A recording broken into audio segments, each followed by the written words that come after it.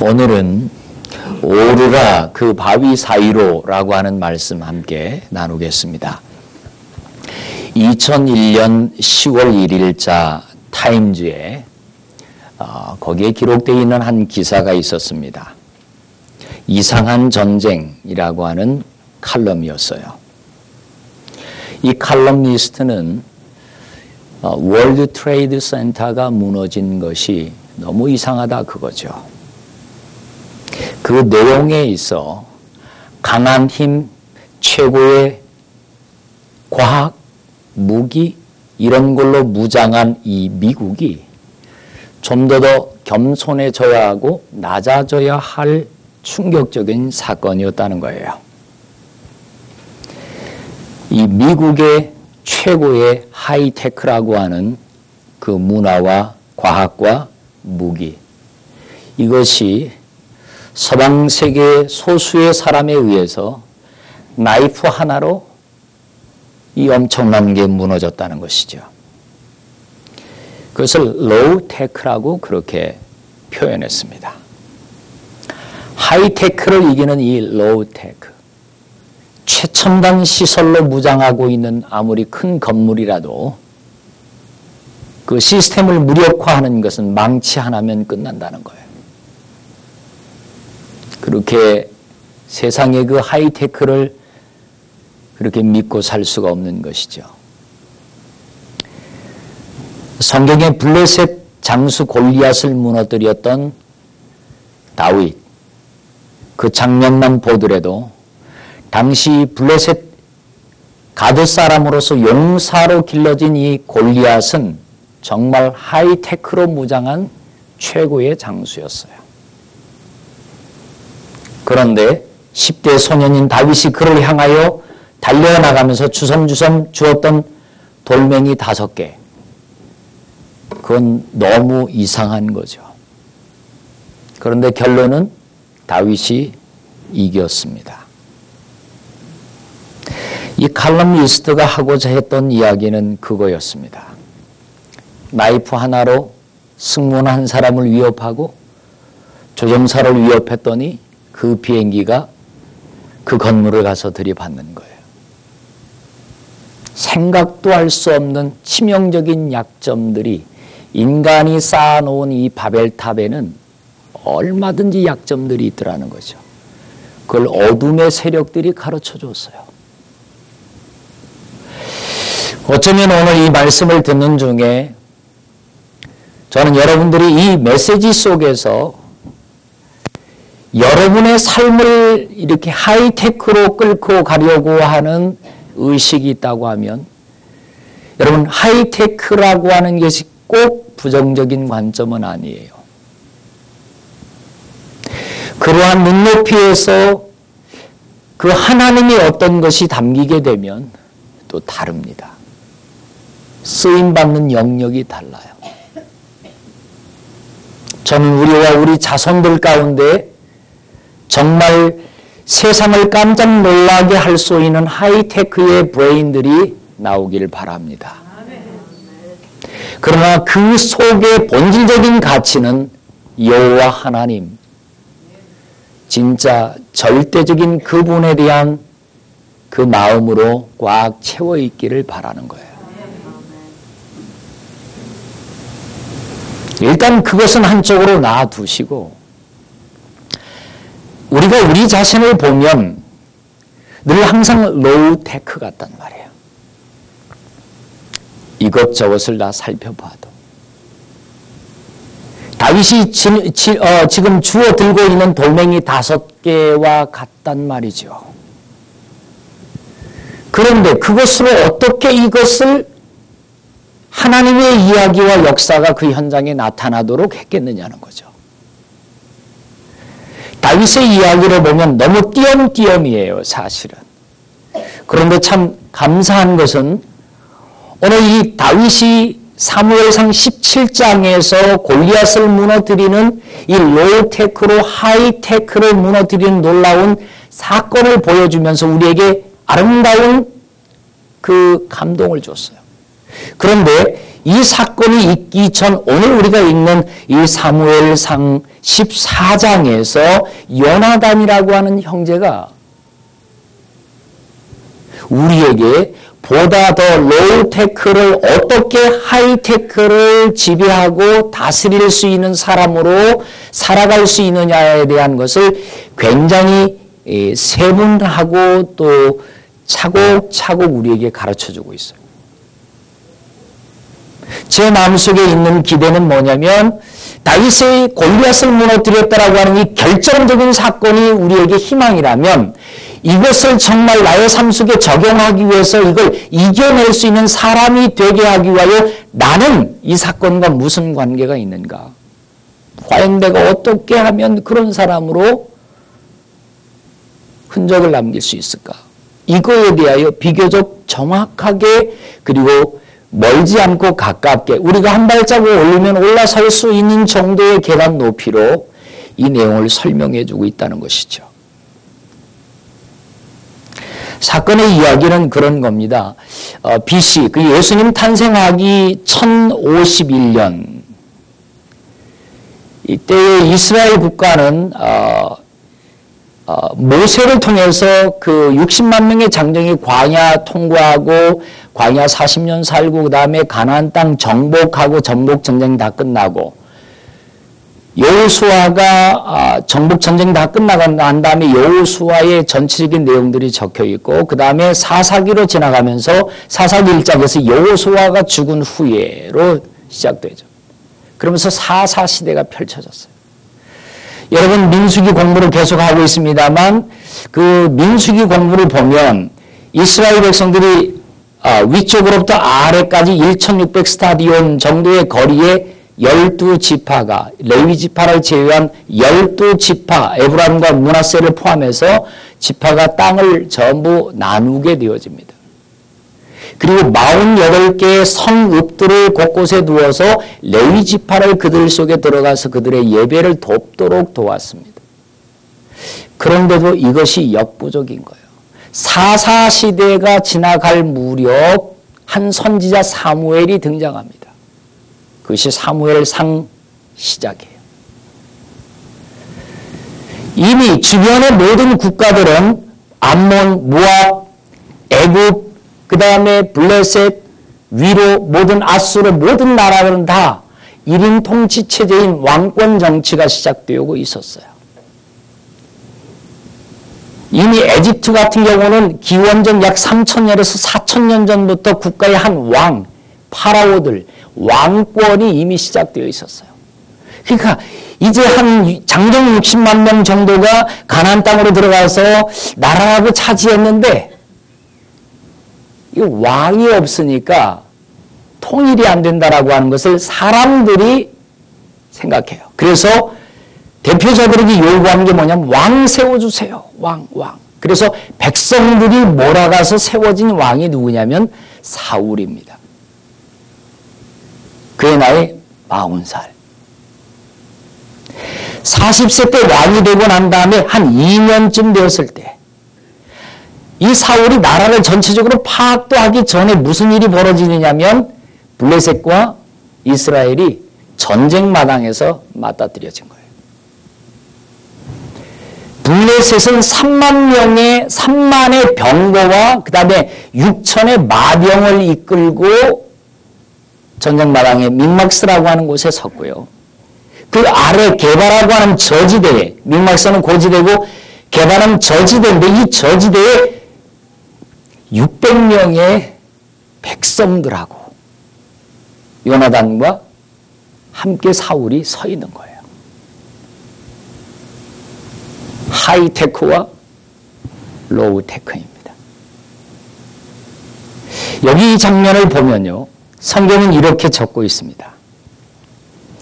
사무엘상 13장 22절에 싸우는 날에 사울과 요나단과 함께한 백성의 손에는 칼이나 창이 없고 오직 사울과 그의 아들 요나단에게만 있었더라.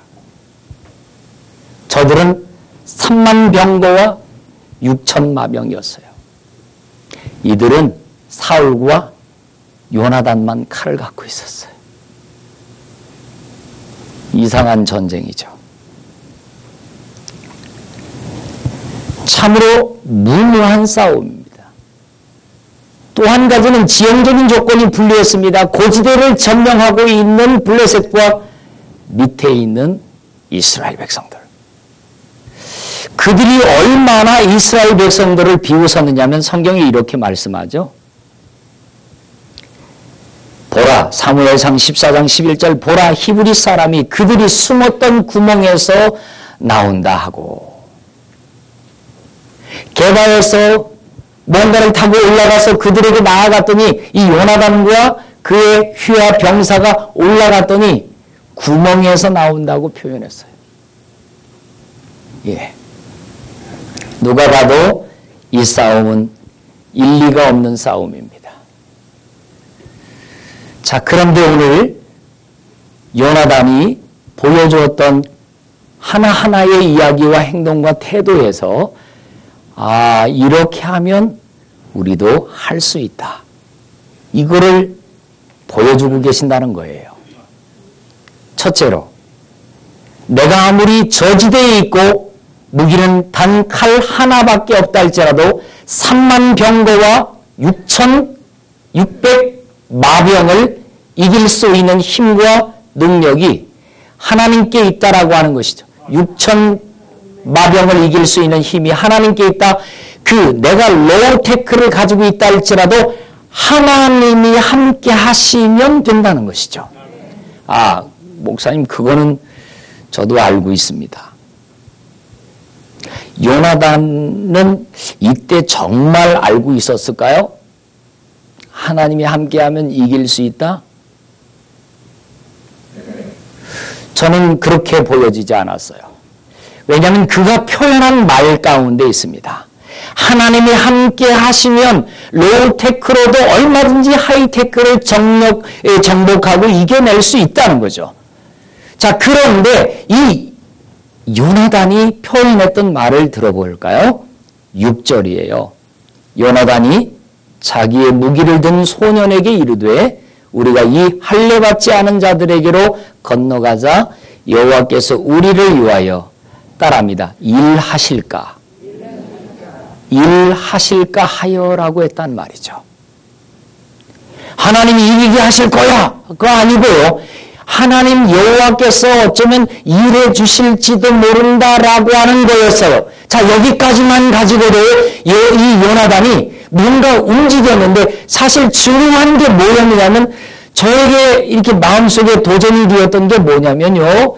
요나단이 그 건너편에 있는 할례받지 못한 백성들이라고 하는 거였어요.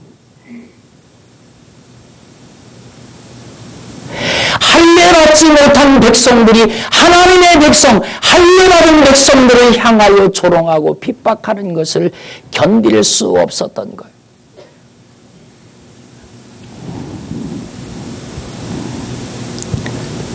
오늘날 우리가 살아가고 있는 현대 이 교회들을 보면 우리가 싸워야 할 적이 누군지를 잃어버렸어요.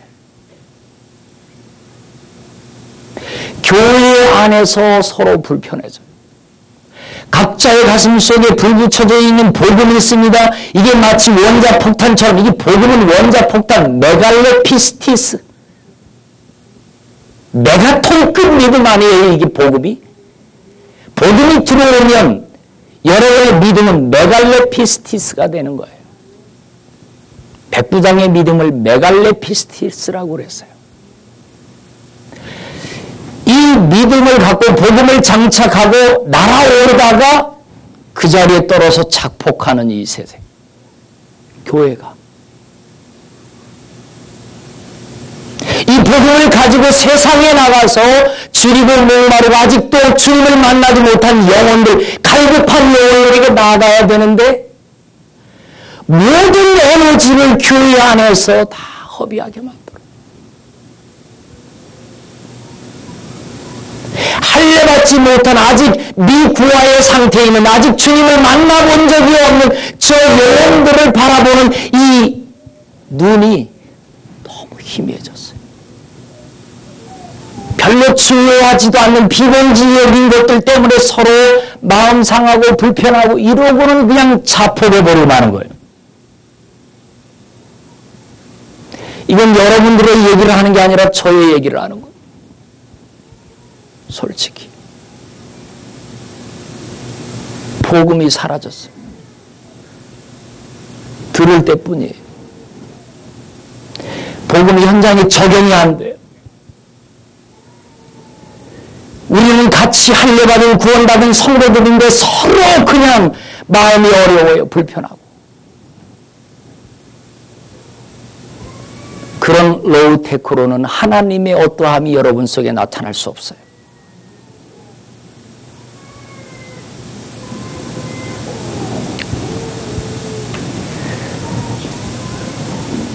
요나단은요, 여호와께서 일하실지도 모른다라고 하는 정도만 가지고도, 그 작은 겨자씨만한 어떤 생각만 가지고도 할례받지 못한 백성들을 향하여 한번 가보자라고 하는 거였는데 일이 벌어진 거예요.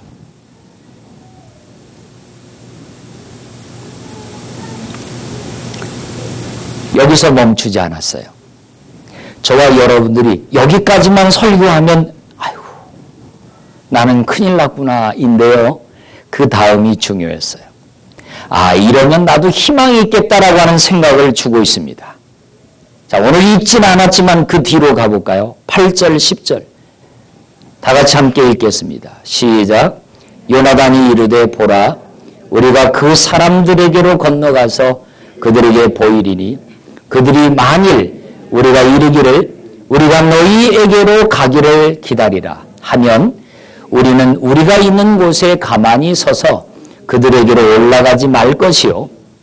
그들이 만일 말하기를 우리에게로 올라오라 하면 우리가 올라갈 것은 여호와께서 그들을 우리 손에 넘기셨음이니 이것이 우리에게 표징이 되리라. 뭐가 되리라요? 표징이 되리라. 이적과 기사가 아니에요. 하나님이 가라고 하실지 가지 말라고 하실지에 대한 허락의 징표를 구하고 있는 거예요. 그 내용은 뭐냐면 그 건너편으로 이제 이 두 바위 사이로 올라서 그 건너편으로 올라갈 때 거기는 이미 그 천병들이 지키고 있고 보초병들이 지키고 있는 거예요. 그런데 자기들이 죽기를 각오하고 그 위로 올라가서 그들에게 몸을 드러낼 때 그 적병들이 하는 말 중에 너희들 거기 가만히 있어 우리가 내려갈게 하면 이 싸움은 싸워서는 안 되는 싸움. 그런데 그들이 이리 올라오라 하면 하나님이 내게 붙이신 싸움. 이거를 하나님께 맡기고 그들이 뭐라고 말하는지에 대한 것을 기다리고 있는 거죠. 근데 가만히 있지 않았고요. 그리로 두렵지만 올라갔다는 거예요. 여러분, 로우테크에 이 지팡이 하나를 가지고 있다 할지라도 그 지팡이를 짚고 애굽으로 들어갔더니 지팡이를 붙잡은 모세가 입을 열 때마다 10가지의 재앙이 펼쳐지죠. 10가지 재앙 가운데 첫 번째, 두 번째, 세 번째, 네 번째 재앙은 이 애굽에 있는 박수와 슬객들도 비슷한 일들을 벌립니다. 그런데 반절을 넘어가서 7, 8, 9, 10번째는 박수들도 그 하나님의 거룩한 재앙 앞에 다 포함돼서 죽어가는 거예요. 여러분, 하이테크를 장악한 원수들이 저와 여러분과 저와 여러분들을 어떻게 하면 무너뜨릴 수 있는지를 너무나도 효과적으로 잘 알고 있어요. 역사가 증명하고 있어요. 소돔성이 왜 무너졌겠어요? 노아 이전의 모든 사람을 왜 하나님이 쓸어버리고 싶으셨겠어요? 그들이 저지른 죄가 도대체 얼마나 큰 죄였길래 하나님 우리는 죄가 아직도 덜 차서 가만 내버려 두시는 걸까요? 그런 관점에서 생각하면 안 돼요. 그 속에 복음의 흐름이 무엇인지를 우리는 놓치면 안 되는 거예요. 그리고 해서는 안 되는 걸 절대 하지 아니할 때 내 속의 작은 약함으로도 하나님의 여호와께서 함께 하실 것이야. 이렇게 되면 이 작은 로우테크로도 여러분이 나가서 정복하고자 원하는 이 세상의 모든 하이테크를 발로 딛고 서서 올라갈 수 있습니다. 올라갔어요. 그랬더니 11절, 12절 다 같이 한번 볼까요? 11절, 12절. 둘이 다 블레셋 사람들에게 보이매 블레셋 사람이 이르되 보라 히브리 사람이 그들이 숨었던 구멍에서 나온다 하고 그 부대의 사람들이 요나단과 그의 무기를 든 자에게 이르되 우리에게로 올라오라 너희에게 보여줄 것이 있느니라 한지라 요나단이 자기의 무기를 든 자에게 이르되 나를 따라 올라오라 여호와께서 그들을 이스라엘의 손에 넘기셨느니라.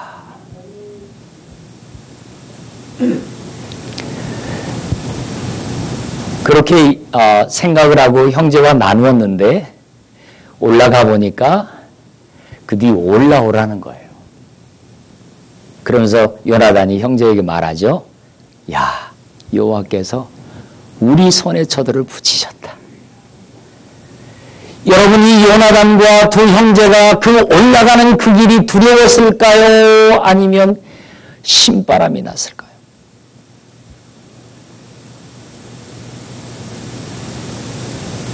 물론 상황은 두렵죠. 그 다음을 아직 확실히 모르지만 그러나 여호와께서 우리 손에 붙이셨다라고 하는 것을 믿음으로 확신했기 때문에 올라가는 거니까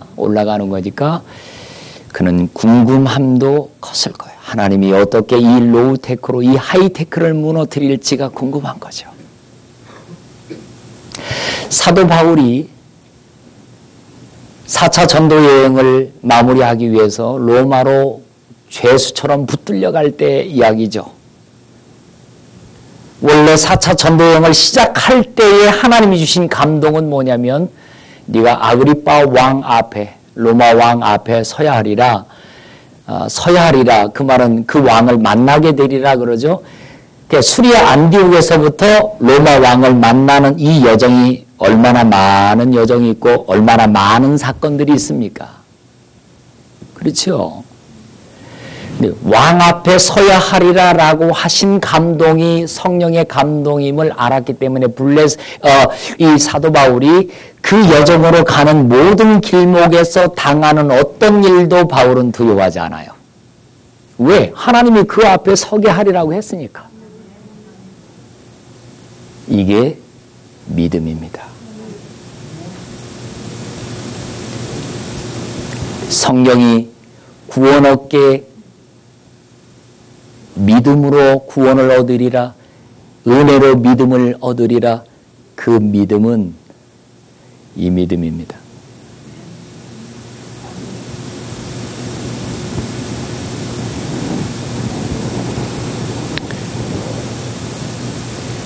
자, 여기 그 세계로 올라가면서 요나단이 그 올라가는 그 길목에 두 개의 바위가 나와요. 하나는 보세스, 하나는 세네라고 하는 바위, 산.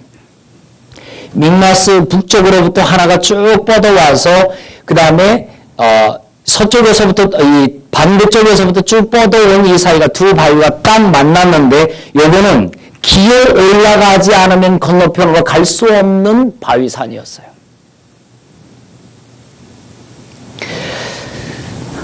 자, 요 두 보세스와 그 다음에 세네라고 하는 이 지명의 바위는 별명이지만 보통 이름을 우리가 지을 때 그 특징을 지니고 있죠. 그래서 그 이름을 담습니다. 보세스라고 하는 말은 빛이 나다라고 하는 뜻이고요. 세네라고 하는 말은 가시가 돋쳐 있다라고 하는 뜻입니다. 바위산의 한쪽은 빛이 나는 그런 영광으로 가득 찬 것 같이 빛이 나는 그런 산이었고 빛을 많이 가지고 있는 산이었고 한쪽은 가시들이 많이 있는 가시돋친 그런 바위산과 같았다 그 말이죠. 자, 여기서 왜 하나님은 이 전쟁의 이야기를 요나단과 함께 더불어 기록하고 있을까? 성경이 분명히 기록했을 때는 어느 지역이든지 그 지명의 이름도 우리가 하나도 놓치지 말고 깊이 추적해서 살펴보아야 돼요. 여기서 중요한 것 한 가지를 여러분을 위해서 하나님이 만들어 놓고 계셨어요. 이렇게 가거라. 자, 그게 뭐냐면 한쪽에 이 보세스라고 하는 이 빛나는 반석, 또 다른 한쪽에 세네라고 하는 가시돋친 이 반석 사이를 기어 올라가라고 할 때에 여기서 우리가 알아야 할 복음적인 관점은 뭐냐? 하이테크를 무너뜨리고 정복하고 다스리기 위해서 마치 해를 입은 여인이 이 세상의 모든 달을 발로 딛고 설 수 있으려면 정말 해를 입어야 되잖아요. 예수 그리스도 위에 태양되신 그분을 입어야 된단 말이에요. 여러분, 동방에 있는 박사들을 거기 동방에서부터 예루살렘을 지나 베들레헴 땅까지 인도했던 그 빛이 초림의 예수 그리스도를 빛나는 반석과 같이, 고린도전서 10장 3절의 말씀처럼 그 빛나는 반석과 같이 이 아기가 예수 그리스도다를 비추어주고 있는 이 놀라운 장명, 그 별빛조차도 그리스도를 빛으로 완전히 감싸주세요. 예수 그리스도는 의의 태양이시라고 말씀합니다. 장차 예수 그리스도는 변화산에 올라가가지고 세 제자와 베드로, 야고보, 요한이 함께 올라가서 같이 경험한 것인데, 변화산에서 모세와 한편에 또 엘리야가 서서 예수 그리스도가 하나님의 아들이심을 증명해 보일 때에 영광의 광채로 둘러싸이는 모습을 봅니다. 누가 봐도 그곳에 머무르고 싶었어요. 그런데 여러분, 이 영광의 광채, 빛나는 반석이신 예수 그리스도가 내게 정말 체험되어지고 누려지기 위해서는 이 변화산의 영광 이전에, 십자가를 지기 전에, 가시면류관을 쓰시기 전에, 창과 못으로 박히시기 전에 겟세마네 동산에서 땀을 흘리며 간절히 기도하다가 땀 속에 피가 함께 흐를 정도로 부르짖었던 이 기도의 산, 고난의 산, 겟세마네 동산이 먼저 있어야 된다는 거예요. 영광을 원하십니까? 여러분, 여러분의 삶에 고단함이 있으시죠? 당연하죠. 예. 당연히 있어요. 근데 이 요나단이 우리에게 가르쳐주는, 제가 놓칠 수 없고 여러분과 꼭 나누고 싶은 아주 중요한 메시지가 하나가 있는데, 우리가 영광을 원하고 목적지는 어디로 가야 할지 분명히 정해졌어요. 사실 맞아. 우린 다 천국 가기를 원하고 그러는데, 영광의 길을 가기 위해서 이 한쪽에 가시돋친 반석을 함께, 영광의 반석을 품고 가시돋친 반석을 기어 올라가야 된다는 거예요.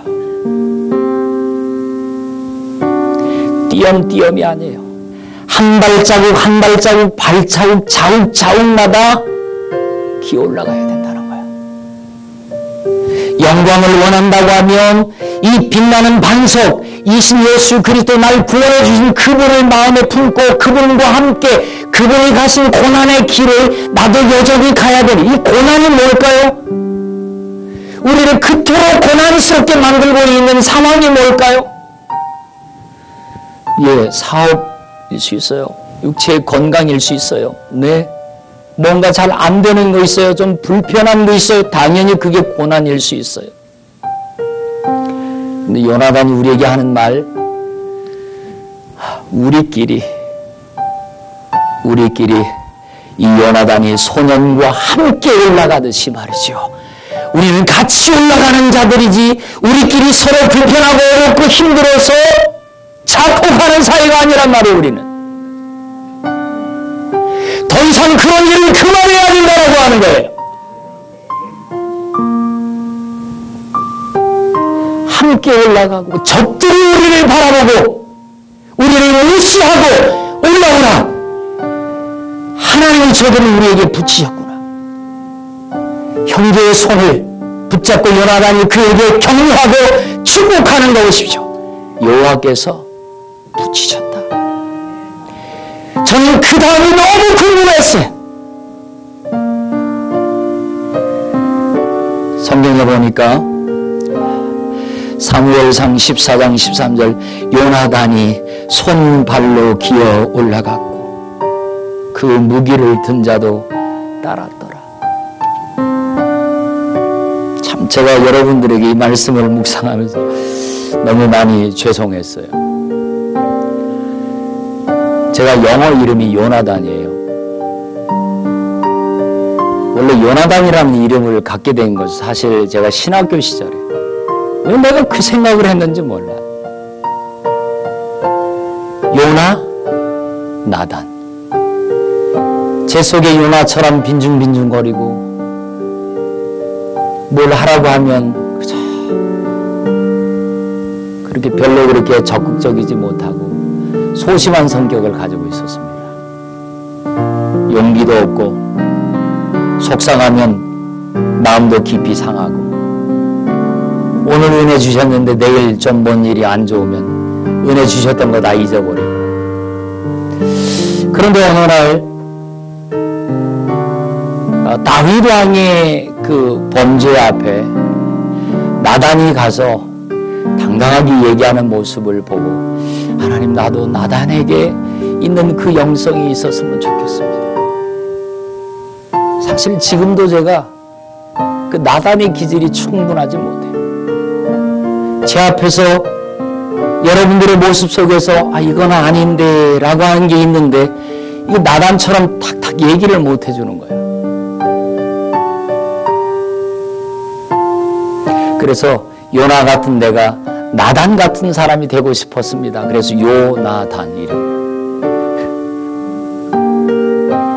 그런데 이 요나단이 저에게 한 가지 도전하는 거예요.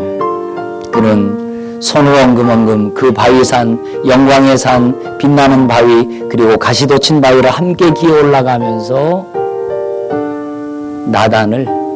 요나단을 따르고 있는 형제가 있었다는 거예요. 따르고 있는 형제. 목사가 가고자 하고 있는 영적인 고지를 향하여 가고자 할 때 내가 섬기는 우리 성도들은 얼마나 나를 따라올 것인가. 묵묵히 자기 칼도 아니고 요나단의 칼을 움켜쥐고 요나단보다 훨씬 더 불편할 거 아니에요. 칼을 들고 올라오려니까. 제가 여러분들에게 그러한 모습들 따라올 수 있을 만큼의 신뢰감과 정말 용기 있는 요나단의 모습을 여러분들에게 보일 수 있어야 되는데 그게 정말 죄송하고 안타까워요. 여기 손으로 그리고 무릎으로 기어 올랐다 할 때에 여기 손은 찬양과 봉사와 섬김의 의미입니다. 무릎은 당연히 기도이죠. 여러분 봉사를 할 때, 찬양을 할 때, 섬김을 할 때 여러분 그 섬김의 목적이 하나님께 영광, 그렇죠. 영광의 바위, 빛나는 바위. 그러나 여러분 섬기는 자리에 항상 여러분들 늘 도전받는 게 뭐죠? 가시돋친 바위들이 늘 함께 손으로 엉금엉금 기게 만들어. 힘들어요. 쉽지 않아요. 더 섬기려고 돋보이면 더 가시돋친 아픔이 와요. 그런데 따라합시다. 그런데 가야 한다. 지혜롭게 가세요. 그 칼을 형제에게 맡기듯이 이름나고 빛나고 좋은 잘 입은 내 형제들에게 다 양보해 주시고 제가 이 말씀을 묵상하다가 원래는 내일 모레 우리 당회원 장로님들 만나서 세외 임직원들 이 직원들을 임명을 해야 되는데 좀 더 기도해야 되겠다. 그리고 제가 여러분들에게 한 가지 부탁을 드리는 것은 종이나 우리 장로님들이 기도하고 여러분들에게 맡겨드리는 어떠한 일이든지 그냥 여러분들이 묵묵히 이 요나단의 곁에 있는 이 형제와 같이 기꺼이 따라주셨으면 좋겠어요. 사람의 생각이 들어갈 수 있습니다, 여러분. 그렇지만 그것은 오해해야 할 이야기가 아니라 그냥 생각 내려놓고 주의 종이 여러분에게 오늘은 이것, 그리고 내년에는 또 이것, 두루두루 경험케 하기 위한 배려라 생각하시고 기꺼이 수용하세요. 기도하십시오. 섬기십시오. 그러나 기도하는 것도 가시반석을 기어 올라가듯이 힘겹습니다. 섬기고 봉사하는 것도 가시반석을 함께 올라가듯이 힘겹습니다. 그러나 분명히 주님, 반석이신 주님 그분이 여러분과 함께 올라가고 계시는 것을 믿으십시오.